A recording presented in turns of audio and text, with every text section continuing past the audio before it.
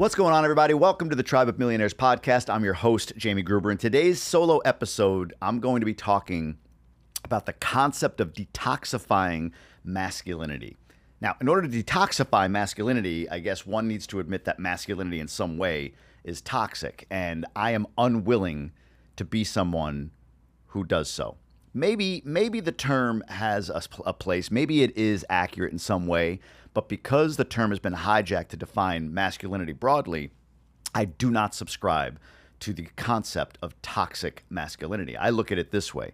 Masculinity is, and if you feel it's toxic, that's your problem. But we're not going to brand being a man or being masculine as toxic.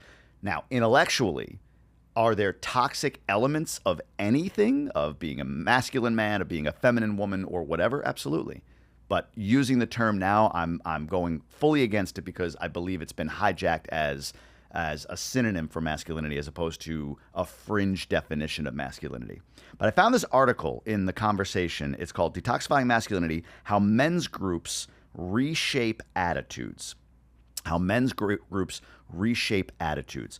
And I'm with it until a point, and I'll describe the point here in a moment. But what it's talking about is, it starts this way, and this kills me. Men are often afforded a great deal of power and privilege in society due to their gender. However, they also experience disproportionate rates of negative psychological outcomes. Men, for instance, have higher mortality rates, lower life expectancy, and are more than likely to die by suicide. That's in many ways because too many people believe that we are simply afforded privilege in this society as a man. Doesn't matter your color, black, white, whatever. Just afforded privilege because you are a man. That's not true. That's not how society works. Men have to fight. Men have to fight for everything they have. Those branding men as privileged in society as if like, oh, we are afforded a great deal of power simply because we're men are just they're missing a much broader point, which I won't dive deep into at this point. But I do agree that, of course, men are struggling psychologically in this day and age. The article goes on to state, and it's true, that men are less likely because of, hey, we're so privileged that we're less likely to seek help. We're less likely to seek professional or professional help or community or whatever to lay our emotions bare.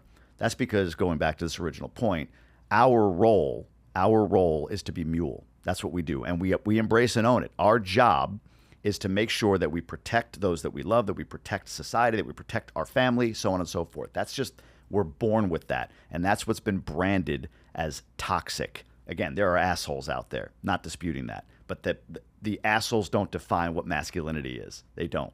Masculinity is a beautiful thing that more men need to embrace and say with their chest out that I am a masculine man. That's my take on this whole topic. But anyway, men are less likely to seek professional help. They're less likely to seek out opportunities to share and lay their emotions on the table for others to kind of hear. In other words, we're afraid to display what we perceive to be weakness. That's very true. By being in a group like GoBundance, in a men's group like GoBundance, I've heard it from a lot of people like, oh, your fraternity, your boys club, your little cult or whatever. And it's like, those people don't understand. They're mostly women that say that. They're mostly women that are hyper liberal woke, and they just don't understand that men also need community. Actually, not even also need. Men absolutely need community, and it's way more acceptable for women to have community than it is for men. Where's this privilege that men have? I'm still searching for it. So this article goes into testing and watching a group of men go through the experience of being in a men's group and what that has done for them. And what essentially it did was it allowed men to be vulnerable. It allowed men to share with one another how they're feeling, what they're going through. It allowed a safe space, we'll say, for men to share things openly that they might not share otherwise. And when you bring in a dynamic, like people who get a really nutty about, well, it's a men's only group, it's toxic, it's this, that, and the other.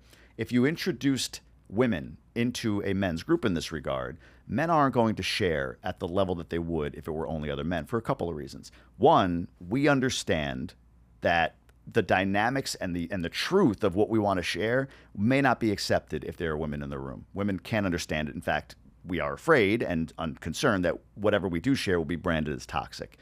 And two, you're asking us to open up and be vulnerable in a room with women that may not be our wives or our spouses or our significant others. And that, for most men, is a full stop. I remember being part of a conversation at a GoBundance event in Atlanta, Georgia. And I don't think I'm out of bounds sharing this because I'm not going to share any one person's or who was there or whatever. But the discussion came up for the champion division of GoBundance. So GoBundance has 3 divisions. There's Emerge, which I'm lucky and fortunate to be partnered with GoBundance on. Emerge is if you're a man under 2 million, a woman under 1 million, you can join Emerge. Co-ed, that is a co-ed space for men under 2 million net worth, women under 1 million net worth. And then on the men's side, because it's much larger, we have the elite group, which is 2 to 10 million in net worth, and then the champion group, which is 10 million plus.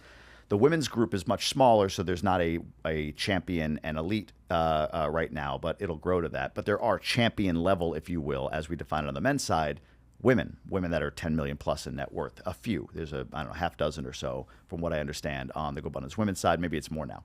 But this is about a year, almost 2 years ago, I guess, at this event. It was a champion event. And the discussion was, hey, well, we only have a few women on the women's side that are champion. What if we make this co-ed? The champion division specifically. And it came from a good place. I mean, there was a really good discussion. The founders of GoBundance, a couple of them have both sons and daughters, and they're like, man, I want my daughter to have a space like this. But there was a lot of pushback because of what I just described. A lot of guys were like, look, man, to tell my wife I'm going to go away and have to a conference with a bunch of other guys that and my wife sees what happens when I come back. I'm charged up. I feel more clear. I've had a chance to really release a lot of the what is looked at as strength that I hold inside when I'm protecting my family and home and building and doing what I'm doing at home. I get to go and lay this stuff out and come back refreshed and cleared. If there are women in the room and I have to tell my wife, well, yeah, I'm going, but there are some women in the room as well, high-performing women, high-achieving women in the room as well, that's not going to fly with my wife, and I don't blame her. And that was, to me, like a really, really, that's how I felt as well. We shared that feedback. Great debate, and the decision was, you know what, we need to keep this a men's group, and it's not come up since. But the point is, when men get into a room with other men and are able to share, especially high-performing men, are able to share what they're doing, where they're going, it allows us to release a lot of that, what is perceived to be the traits that could become toxic, I suppose, around masculinity. The issue I have with this article, they recruited 14 men who would enroll in a program, a 4-week online experience led by a trained facilitator. And through 2 sets of interviews, they spoke to them about their experiences, heard their reflections on the experience, and their perceived benefits. The conclusion is what bothers me. It says, reshaping attitudes. I'm good with that. The men were able to reshape their attitudes toward masculinity through 3 main stages. And then they go through the fact that they were able to, they began to identify their discontent with how social norms prevented them from being able to express weakness and the notable toll this took. This isn't reshaping attitudes toward masculinity. I don't like that statement because it's essentially saying that men get masculinity wrong, and that's just not the case. Men know what it is to be masculine. We know inherently. The problem is we're told that those things that make us masculine, that might be being a dad who imposes a little bit more of a physical presence over their kids. A lot of moms today want the dads to be a little bit more like, no, parent this way. It's like, that's how moms parent. Moms parent through nurture. Dads parent through a little bit more of a stern, strong, especially as kids grow, especially if you have boys, a stern or strong or stoic approach, right? Like, yes, I love my kids. I'll die for my kids. And I'll make sure my kids understand that there's a line to be drawn. There's actually a great thing online I'll talk about here in a second. So this idea that you're reshaping attitudes of men toward masculinity is bullshit. What they're doing is they're saying these groups are allowing, because I see it in GoBundance, are allowing men to say, okay, I can share what I feel. And that's amazing. And that's why men need community. That's why men need other men to share with, especially high-performing men. The article goes on to talk about men could transfer the behavior they were embodying in the safety of the men's groups to their everyday lives. Men describe feeling more confident, authentic, and attuned to their own emotions and their needs. That's amazing. And that's exactly what happens when you leave a GoBundance event, which is why I'm such a proponent and why I'm proud to do this podcast, which is sponsored by GoBundance. So go to GoBundance.com and apply if you're thinking about it. But a couple things I want to talk about here. One is I had a guest on this podcast named Sebastian Younger. Sebastian Younger and I do not agree politically. However, he and I do agree on the topic or the concept of tribalism, of men needing men. Sebastian Junger wrote a few books, one called Tribe, one called Freedom, but his most famous book is called A Perfect Storm, which if you're of my age or a little older, maybe a little younger, you might remember the movie with Mark Wahlberg, A Perfect Storm. So, massive film, massive book. He wrote that book. And Sebastian Junger is sort of an experiential author. So he goes and experiences things, and then he writes about it. So for Tribe, for instance, he went and explored the world of our Army, Navy combatants coming back and the need that they have for other people to share the experiences that they had while they were in Afghanistan or Iraq or wherever it was in the time that he was doing the study. In Freedom, he went out for a year and essentially lived on the railroad tracks as a hobo. He walked with two other guys. It was on and off. It wasn't for a year straight, but he would do months at a time, pretty much living as a bum, walking the tracks. I guess there's still a train track culture, like hitching rides on trains and all that stuff. So, and it was really interesting to watch and read him talk about the experience in 2019, 2020, or maybe it was earlier than that, 2017, 18. It sounded like it was the 1920s with these guys with the stick over their shoulder and the sack. But in those two books, which are both easy reads, I'd recommend grabbing them. They're an hour and a half at 2x speed on Audible, both of them. Really quick, easy reads.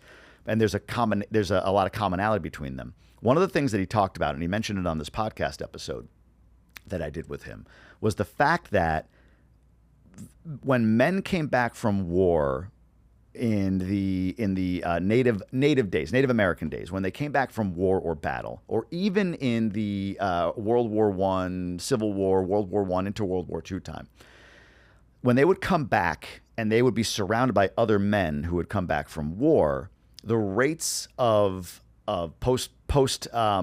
what is it called? Post-war syndrome. There's a phrase I'm forgetting right now, but it's a very common phrase. Post-traumatic stress.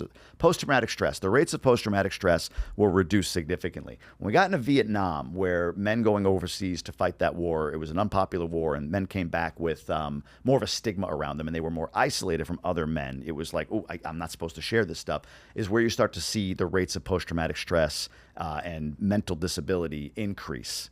So tribalism is such an important thing. Being around other men in wartime that shared the experience that you had so that you could release all this. Because when men are at war, just like when men go to work every day and provide for their families, you're not, you're just doing it. You're not thinking about oh my God, I'm so stressed by this. You're just doing it. The stress and everything comes when things calm down, when you're back from war, when you're done with your work day. That's where the stress comes in.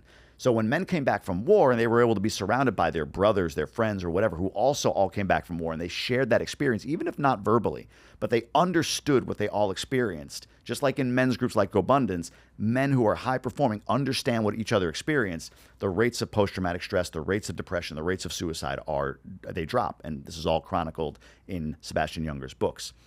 One of the interesting things he talked about in that book, though, in Freedom, was the correlation between success, isolationism for men, and the rates of suicide and depression as a result. In other words, we become more of a lone wolf the more success we have because we're becoming isolated from the rest of society. So an example, in GoBundance especially, these are all men that are either at the peak of their W-2s and can't relate to most, or don't have W-2 jobs. They have businesses, or they're entrepreneurs, or they're solopreneurs, and they are really, really successful in that space. So in their neighborhood, in their community, in their family, they're unique, and they can't share those dynamics with other men, other people. So when they come into a GoBundance, when they come into a community like that, a mastermind that are just men of a certain level, high level of accomplishment, minimum net worth $2 million, for instance, we're actually able to share with one another what we're struggling with, and therefore reducing the rates of suicide, depression, post-traumatic stress, if you want to call it that, from just being a man. So this idea that masculinity has to be reshaped, redefined, I think is bullshit. But the idea from this article that men need to have a safe space to share, and that men need to get really specific with whom they are sharing, meaning if you're a veteran coming back from war, you need to be around other veterans. You just need that community. If you're a highly successful man financially, then you need to be around other men that are highly successful. If you're a highly successful man who's struggling with relationships because you're all push and you're not able to manage that masculine feminine dynamic in your home life, then you need to be around other high performing men who are focused on building better relationships. That's what the key is when it comes to masculinity. That's the take I have on this. Be curious to hear yours. Drop it in the comments. Really appreciate you following along. Again, GoBundance has been an amazing experience for me. I've been a member for 5 years. Whatever your net worth is, we've got a community for you. In the co-ed emerge space, we do have specific spaces for women there, specific spaces for men. So don't worry about the fact that the community at large is co-ed. But yeah, I would love for you to jump on GoBundance.com, apply there. If you're man, woman, millionaire, not millionaire, whatever, we'll make sure that your application gets to the right group. And we're growing, we're launching. I'm loving what we're seeing in GoBundance. We've got such incredible discussions. A new series that was launched is called The Wealth of Trauma, which is men unpacking trauma that they're experiencing, even though they're building wealth. Like, you're not allowed to complain, again, because it's toxic, whatever. That's what I got. GoBundance.com. Check it out. Appreciate you joining me today. And I'll see you on the next one.